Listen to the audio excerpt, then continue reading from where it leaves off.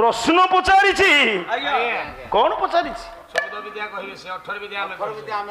মু কহিছি 18 বিদ্যা অষ্টাদশ বিদ্যা আউ 14 বিদ্যা কহিব কিন্তু 18 ভিতরে নথিব ଏ 18 ଭିତରେ ନଥାଉ ଆଉ ଶିବଙ୍କ ଗଳାରେ କଣ ପଡେ?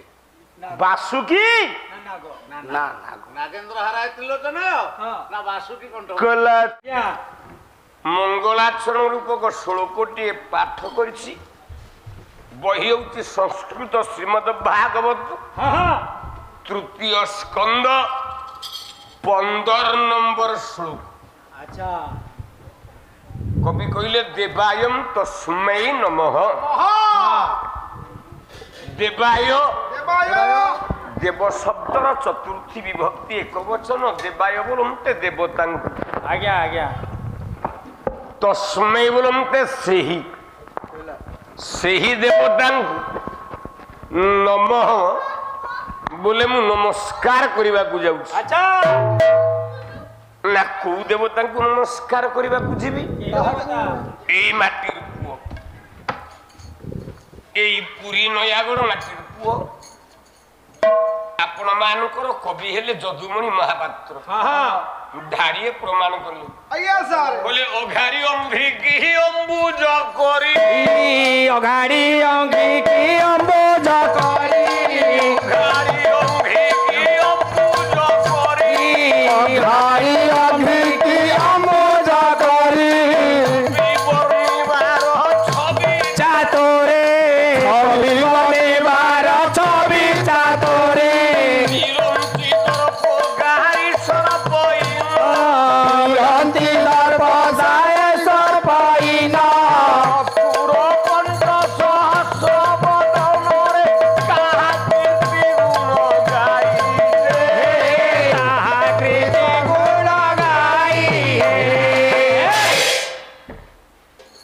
ସନାତନ ଦାସ ଗୋଟିଏ ଧାଡ଼ି ସଦାବେଳେ କହିଛି, ମୋ ଆଖିରେ ଲୁହ ଦେନି, ଭାବନା ମୁଁ ଜାନୁ ହରା, ହୋଇଛି ଦୁର୍ବଳ, ଭାଷା ଗୋଳମାଳ ହେଲେ ହେବି ମୁଁ ପ୍ରବଳ, ଭାଷା ଗୋଳମାଳ ହେଲେ ହେବେ ମୋ ପ୍ରବଳ, ଗୋଳମାଳ ହେଲେ ହେବେ ମୋ ପ୍ରବଳ। ସାରା ଓଡ଼ିଶାରେ ପ୍ରଚାରିତ ହୋଇଗଲା ନୃସିଂହତା ମରିଯାଇଛି। ଗୋଟାଏ ଲୋକ ଦେହରେ ଅତି ବେଶୀ ଦିନ ହେଲେ ଭେଣ୍ଟିଲେଟରଟା 5 ଦିନ କି 6 ଦିନ ରହିବ, ତାପରେ ସେ ବଞ୍ଚିବ। କିନ୍ତୁ ଏ ଭଗବତୀ ଦୟାରେ 18 ଦିନ ଭେଣ୍ଟିଲେଟର ଲାଗିଲା ମୋ ମୁହଁରେ, ତଥାପି ମୁଁ ବଞ୍ଚିଛି।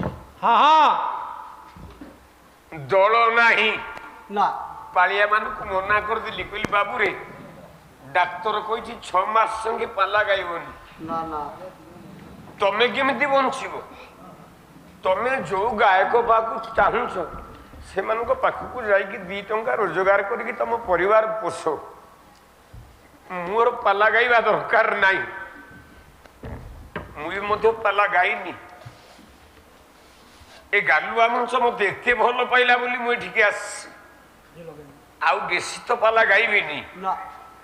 ମନେ ରଖ ସନାତନ ଦାସ, ଆର ବର୍ଷଠୁ ଝୁରି ହବ।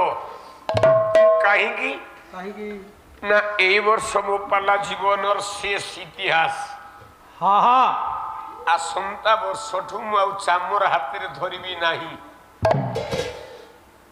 ଏଇ ବର୍ଷ କେବଳ ଆଉ ରହିଲା ଦୋଳ ବେଦୀ ପୁରୀ 7 ରାତି, ଜଟଣୀ ନିରଞ୍ଜନପୁର 12 ରାତି, ଏଇ ଯୋଉ 10-30 ରାତି ଅଛି, ଭଗବତୀ ମତେ କେମିତି ବଞ୍ଚେଇ ଥାଉ, ମୁଁ ଏ 10-30 ରାତି ଗାଇଦିଏ। କଣ କହିଲ? ବିଦ୍ୟା ହେଲା 32 ଗାୟକ 32 ବିଦ୍ୟା କହିବୁ। ମୁଁ କଣ ତମ ଘର ଚାକର? ମୁଁ କାଲି ଯୋଉଠୁ ଛାଡିକି ଗଲି କଣ ଶ୍ରୋତା ମାନେ ବସିଛନ୍ତି ଜାଣିନାହାନ୍ତି? 2-2ଟା ଚ୍ୟାନେଲ ଲାଗିଛି, ଯଦି ଲଗାଯିବ ପଚରା ଯିବ, ତମ ନାଁ ପଚାରିଲେ ଆସିବ। ମତେ ଅନୁଷ୍ଠାନ କାଲି କହିଲା ଇନ୍ଦ୍ରଜିତ ବଦ୍ଧ ହବ। ଆଜ୍ଞା ହେଇଛି ନା ନାଇଁ ହେଇନି? ଆଚ୍ଛା ଯୋଉଠୁ ଛାଡ଼ିକି ଗଲି ହେଲା ଘଣ୍ଟାଟେ ଯାଇନି ପାଲା ଛାଡ଼ିକି ବସା ଘରକୁ ପଳେଇଲି। ତମେ ମତେ ପ୍ରଶ୍ନ ପଚାରିବ, ତମ ଉତ୍ତର ମୁଁ କାହିଁକି ଦେବି? ତଥାପି ମୁଁ ଦଉଛି ଆଗ ଉତ୍ତର ନିଅ, କାରଣ କାଳେ ଖାଇକି ଶୋଇପଡ଼ିବ, ତମର ମନେ ପଡ଼ିବ ନାହିଁ। ତମେ କହିଦେଲ ବିଦ୍ୟା ହଉଛି ଅଷ୍ଟାଦଶ, 32 ବିଦ୍ୟା ନାଁ କହିବ। ବହି ନାଁ କହୁଛି, ବହି ହେଲା ରାଘବ ପାଣ୍ଡବିୟମ। କବି ହେଲେ ବିଶ୍ୱନାଥ କବିରାଜ। ଆଚ୍ଛା ଲେଖିଲେ ବିଦ୍ୟା ଜଗତରେ 32ଟା ବିଦ୍ୟା। ସେ 32ଟା ବିଦ୍ୟା କଣ ଟିକେ ଶୁଣିନି, ଆଗ ଉତ୍ତର ନେଇଯା। କଲା ତ୍ରୟୀଜା ରମ୍ୟା ଅଙ୍ଗ ଗୁଣ ସ୍ଫୁଟ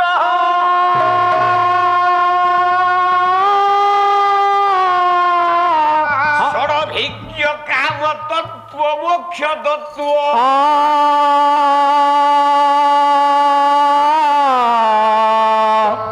মীমাংসন পতঞ্জলি সাক্ষী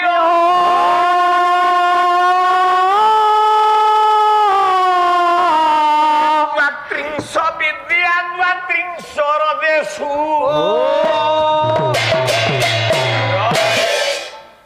তোমার কাম কিছু নাই, একা মাধিয়া 32 পট, একা নৃসিংহতা যদি হব হজারে ইয়ে ভজন পাଳିଆଠୁ ଆରମ୍ଭ କରିକି ଯେତେ ଆଣିକି ନଚେଇବ, ଏ ଧୁଡୁକି ନାଚ ନାଚିବ। ପାଲା ବିଷୟରେ ୟାର ଜ୍ଞାନ ନାହିଁ, ରାତି ଯାକ ଖାଲି ଭଜନ ଭଜନ ଭଜନ ଚାଲିଲା। ଏଇଟା କୋଉ ଅଞ୍ଚଳ ଆଗ ବୁଝିବାକୁ ପଡିବ।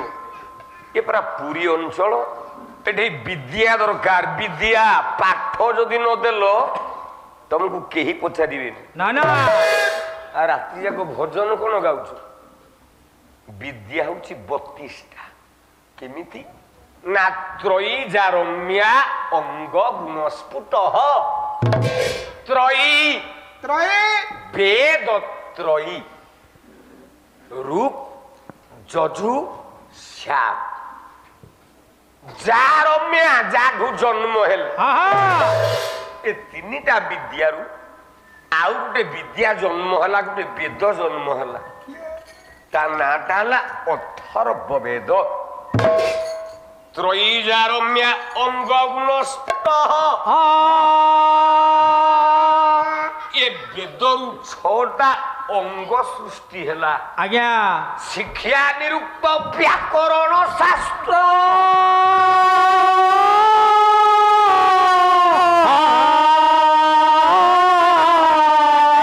ମାର୍ଗେ ଷଡ଼ଭିଜ୍ଞ ତତ୍ତ୍ୱ। ଗୋଷ୍ଠାଙ୍ଗ ପ୍ରକୃତି ପ୍ରବୀଣେଇ।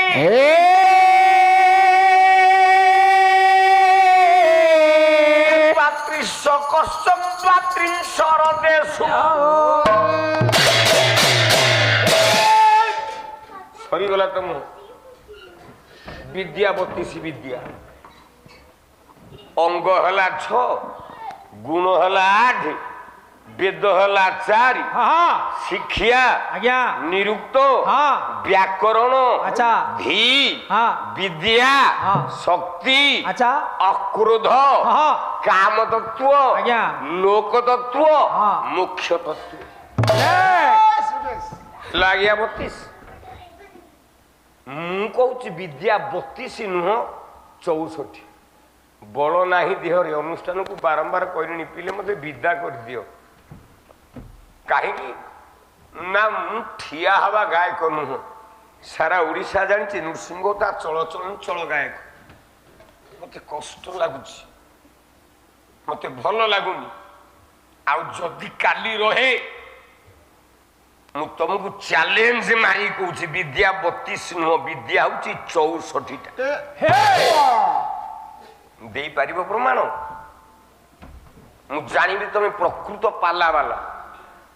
ଭଜନ ଗାଇବା ଗାୟକ, ତମ ଭଳିଆ ଗାୟକ ନୃସିଂହତା ପାଖରେ ଭଜନ ପାଳିଆ ରହିବା ଉଚିତ। ବ୍ରାହ୍ମଣ କାବ୍ୟଟିକୁ ଆରମ୍ଭ କଲ ଶ୍ରୀମଦ ଭାଗବତରୁ। ଯେତୋଟି ପିଲା ଜନ୍ମ ହଉଛନ୍ତି, କେତୋଟି ପିଲା? କେତୋଟି? ନା 8। 8ଟା ପିଲା ଜନ୍ମ ହେଲେ ହଁ ବ୍ରାହ୍ମଣୀର ସବୁ ପିଲା ମରି ଯାଉଛନ୍ତି। ହଁ ହଁ କାନ୍ଦୁଛି ବ୍ରାହ୍ମଣ ହଁ କହିଲା ପାଣ୍ଡବ ପ୍ରିୟ ଦଣ୍ଡୁ চকি দোষে পাণ্ডব প্রিয় দণ্ড চকি দোষে দণ্ডকো কথা কে মত দিছে দণ্ডকো কথা কে মত দিছে ছইলে আপন দণ্ড মৈত্র ছড়ে আপন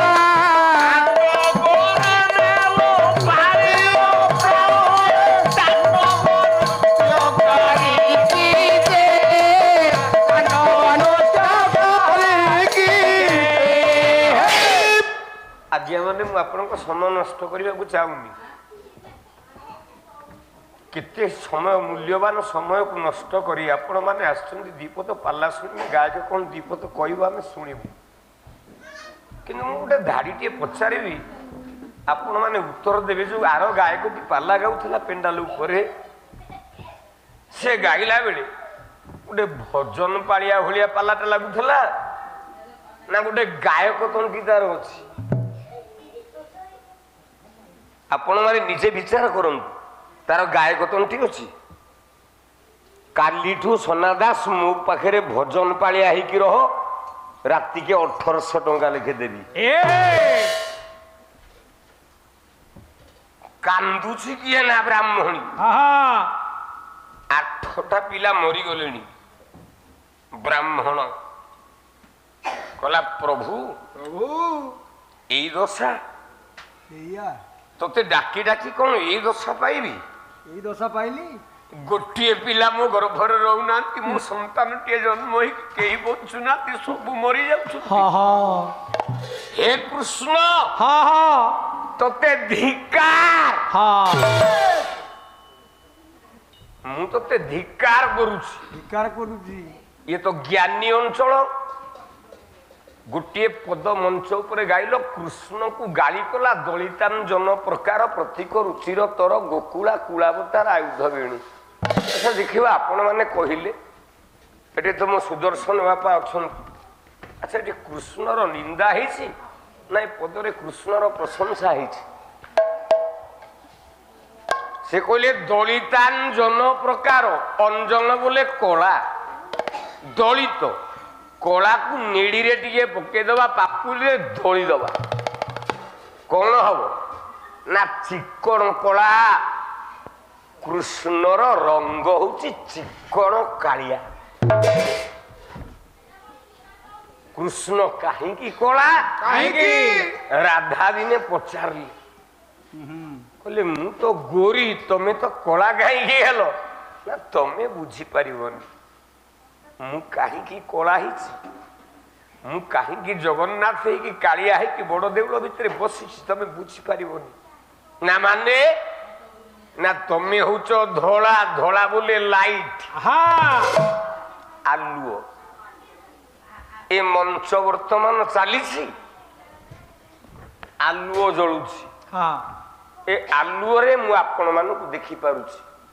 ଆଚ୍ଛା ଏ ଆଲୁଅ ଯୋଉଠି ନ ପାଉଛି, ଅନ୍ଧାର ହେଇଛି, ସେଠି କଣ ଲୋକମାନେ ବସିକି ପାଲା ଶୁଣୁନାହାନ୍ତି? ଆଚ୍ଛା ସେମାନଙ୍କୁ କଣ ମୁଁ ଦେଖିପାରୁଛି? ନା ନା ନା ଭଗବାନ କୃଷ୍ଣ କହିଲେ ରାଧା ତମେ ଧଳା, ତମେ କେବଳ ଦେଖିପାରିବ, ମୁଁ ହଉଛି କଳା। କାହିଁକି? କାହିଁକି? ନା କଳା ହଉଛି ଜଗତର ଶ୍ରେଷ୍ଠ ରଙ୍ଗ।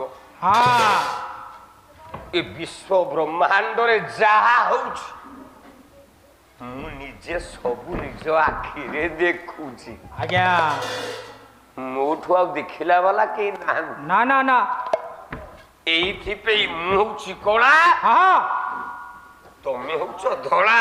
ଆଚ୍ଛା ଦଳିତା ଜନ ପ୍ରକାର ପ୍ରତୀକ ରୁଚିର ତର ଗୋକୁଳା କୁଳାବତାର ଆୟୁଧ ବେଣୁ। ଆଚ୍ଛା କବି କଣ ଚାହିଁଥିଲେ ଗାଳି କରିପାରିନଥାନ୍ତେ? ଯଦୁମଣି ମହାପାତ୍ର କଣ କହିଲେ? କହିଲେ ଗୋକୁଳ କୂଳ ଅବତାର, ତମେ ଗୋକୁଳ କୂଳର ଅବତାର, ଆୟୁଧ ବେଣୁ। बोले बंशी सप्तरंध्र सप्तस्वर सात स्वर सात उच्चाटन सियाड़ को जीवा बेल ना जाऊनी शिरोमणि केकी पुछ रुदमणि गुंजा गुछ आज्ञा तमे केकी पुछ को ग्रहण कर ता बुपार कौन पैसा नथला से चाहिए गोटे हीरा हार पिंधि पार न आज्ञा से चाहिए कौन गोटे मुक्तार मुकुट पिंधि पार न ना से पिंधिला कौन कौन ना केकी पुछ केकी बोले मयूर नृत्य कला बेले मयूरी मयूर उच्चाटन हम जो शिखी बोलते पुछ बोले लांज तक गली पड़ो हाँ हाँ से लांज को कृष्ण निज मुंडरे धारण करती कहीं ना केकी बोलते मयूरी बंचित हम मयूर को अनेक मयूरर बिंदु जिते बड़े स्खलित हम आज्ञा से खुंटी खुंटी कि खाई पिला जन्म कर आज्ञा कृष्णर पुओ अच्छी आपण कहे प्रद्युम्न अच्छी इत्यादि रुक्मिणीर पुओ अच्छी किंतु आपण संस्कृत श्रीमद भागवत को टिके भल कि तर्जमा करंतु से कृष्ण जन्मित संतान ना ना ना से माने कृष्ण जन्मित संतान कि ना भगवान निराकार विष्णु चतुर्भुज हाँ हाँ जा स्त्री हूँ महालक्ष्मी माँ बोली डाकुचे ताकू माँ कहीं डाक ताकू नानी डाकिले कौन भूल लक्ष्मी की माँ कहीं डाकवा तमें माने माँ तो मानवसा गुरुवार बही पढ़ी दौच आज्ञा नमस्ते कमला मागो सागर दुलणी मागो सागर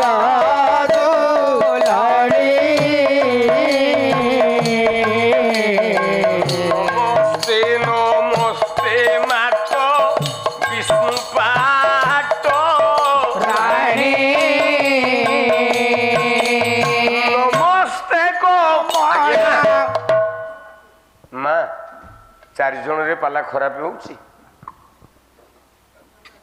आउ गोटे पालिया काली कमेई देवी कहीं टंका देवी मो जीवन जाक खटी खटी मरलिनी पालिया मान को डाकी कौन टंका देवी जो गायकर पावर न से पालिया मान को डाकी मो देह खराब मु पड़ी मरुची मो घर को गलु मते कुंडे की कांदिलु 7,000 टंका मते देकी आइलु मो भाईटा केमते भलो हो जाऊ नृसिंहता भलो नले मु काहे गाइबी पेंडाल ऊपर कहूँ मु 3 जन पालिया धरिकी आइछि तोर साधारण ज्ञान नहीं कहीं तो 6 जन कही दे था 4 जन जाइछि नृसिंह होता आउ गोटे पालिया नहीं जा मु पालिया 5 जन करके पालागा कहीं न था किंतु नृसिंह होता मागिबनी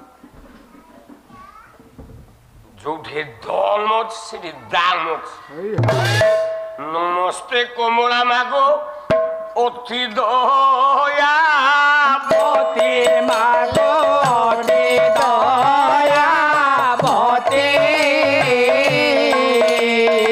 आवर जंगम गीत आदि पाड़ू नीति